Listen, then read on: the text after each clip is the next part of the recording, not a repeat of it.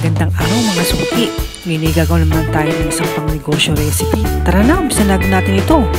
Ito na agad ang list ng ating mga ingredients. Kailangan natin ng sili, bawang, sibuyas, harina, cornstarch, asukal, powdered seasoning, oyster sauce, suka, toyo, paminta. First step, i-chop lang natin ng pino yung sibuyas at bawang.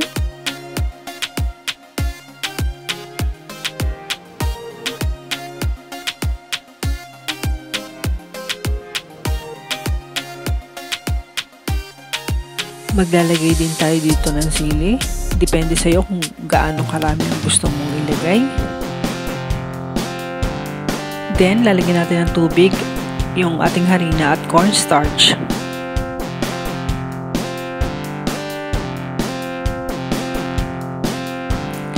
At sa isang kawali, maglagay na tayo ng tubig.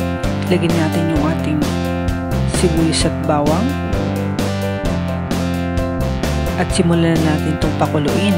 Nagdagdag pa akong 1 cup na tubig.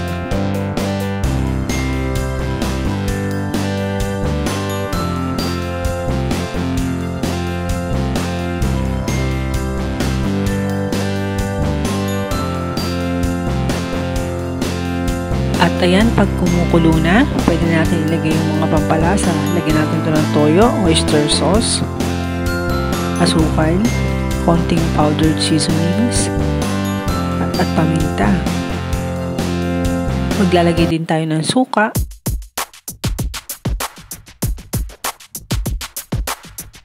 at sunod naman ilagay na natin yung ating cornstarch at saka yung harina. At mas maganda, bago natin ilagay yung cornstarch slurry, ay malakas yung ating apoy para hindi maglasang hilaw yung ating sauce.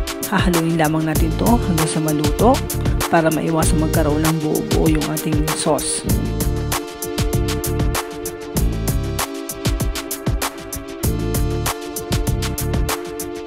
At ayan, meron na tayong special fishball sauce.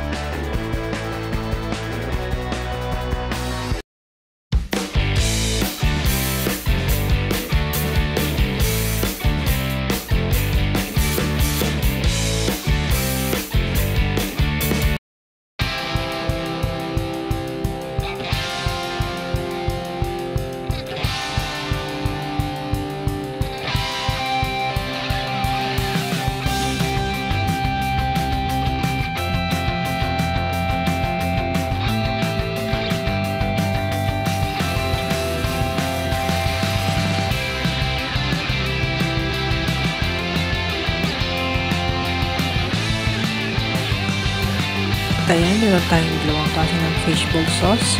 Yung isa ilalagyan ko ng crushed peanuts, pero pwedeng wala. Bagay dito sa lumpiang sariwa kung meron kang tinda, pero masarap din to sa kikiam at fishball.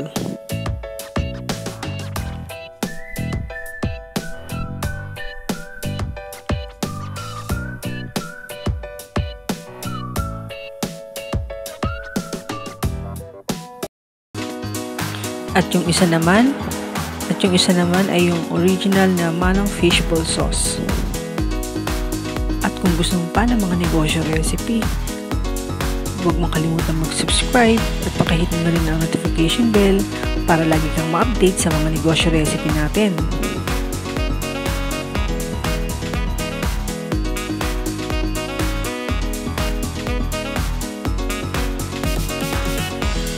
So, ayan guys, itikman naman natin ngayon yung ating finished product. Sauce nito. So, ayan guys, lumipat muna tayo ng pwesto dahil maingay sa gahan. Hindi tayo magkakarinigan. Pagyan natin ng sauce para mas masarap.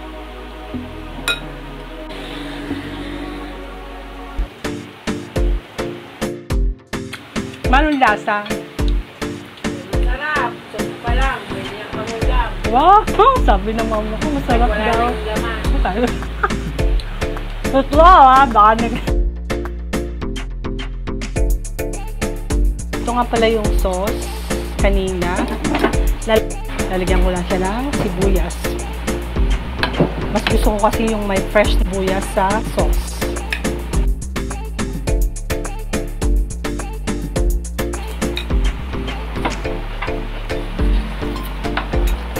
Kain tayo mga kumare.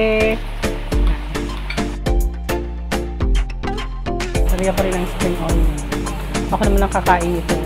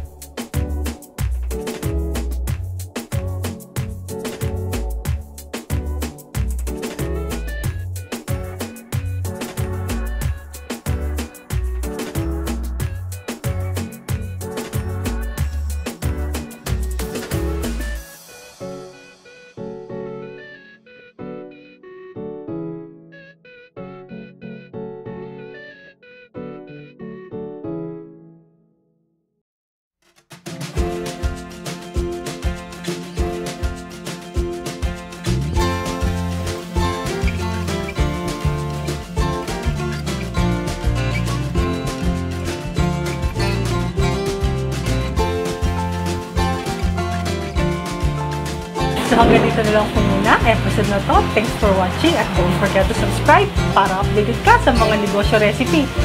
Salamat! Bye!